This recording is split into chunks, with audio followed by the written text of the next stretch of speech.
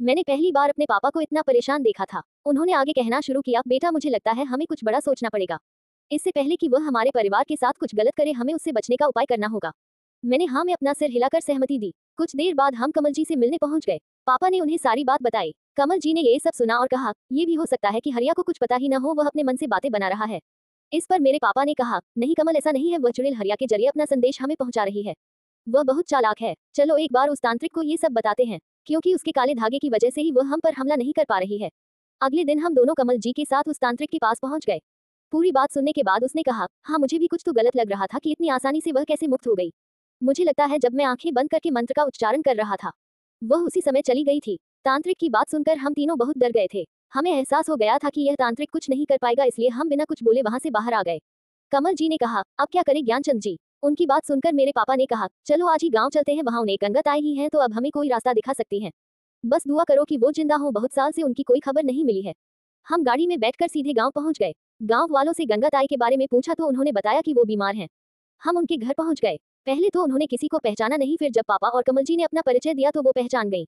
गंगत आई ने जो कुछ बताया उसे सुनकर हमारे रोंगटे खड़े हो गए। उन्होंने कहा, मैंने ही उन दोनों लड़कों के परिवार को उस चुड़ैल से बचाया था।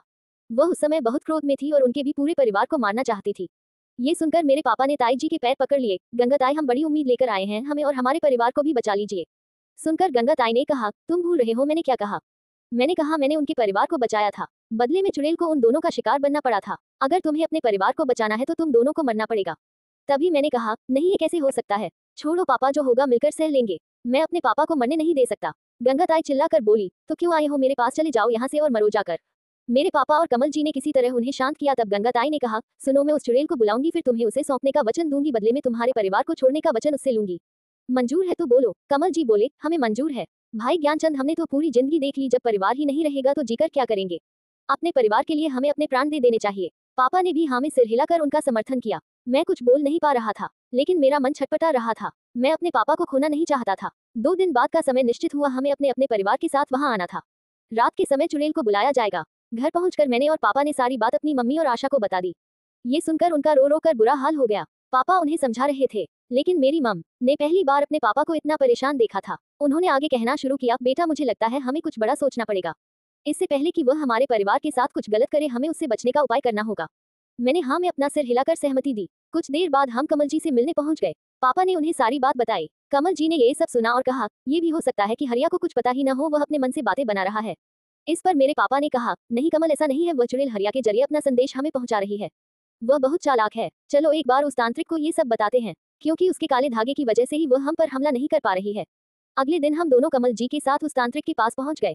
पूरी बात सुनने के बाद उसने कहा, हाँ मुझे भी कुछ तो गलत लग रहा था कि इतनी आसानी से वह कैसे मुक्त हो गई। मुझे लगता है जब मैं आंखें बंद करके मंत्र का उच्चारण कर रहा था, वह उसी समय चली गई थी। तांत्रिक की बात सुनकर हम तीनों बहुत डर गए थे। हमें एहसास हो गया था कि यह तांत्रिक कुछ नहीं कर पाएगा, इसलिए हम बिना कुछ बोले वहां से बाहर आ गए। कमल जी ने कहा, अब क्या करें ज्ञानचंद जी। उनकी बात सुनकर मेरे पापा ने कहा, चलो आज ही गांव चलते हैं, वहां उन्हें गंगत आई ही है तो अब हमें कोई रास्ता दिखा सकती हैं। बस दुआ करो कि वो जिंदा हो, बहुत साल से उनकी कोई खबर नहीं मिली है। हम गाड़ी में बैठकर सीधे गांव पहुंच गए। गांव वालों से गंगत आई के बारे में पूछा तो उन्होंने बताया कि वो बीमार हैं। हम उनके घर पहुंच गए।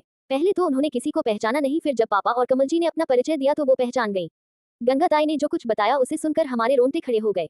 उन्होंने कहा, मैंने ही उन दोनों लड़कों के परिवार को उस चुड़ैल से बचाया था। वह उस समय बहुत क्रोध में थी और उनके भी पूरे परिवार को मारना चाहती थी।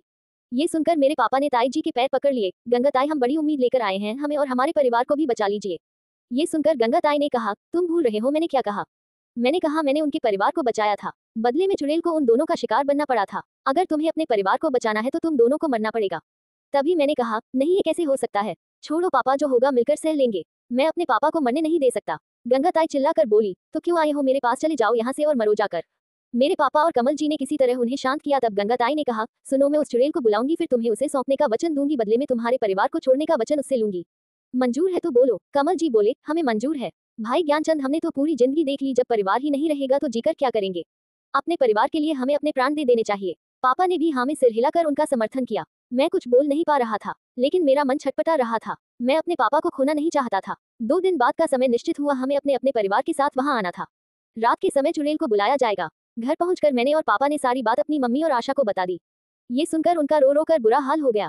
पापा उन्हें समझा रहे थे, लेकिन मेरी मम्मी बार बार बेहोश हो जाती थी। उनसे ये सदमा बर्दाश्त नहीं हो रहा था। 2 दिन बाद हम तय समय पर कमल जी और उनके परिवार के साथ गांव पहुंच गए। गंगाताई ने वहां कुछ तंत्र मंत्र का सामान इकट्ठा किया था।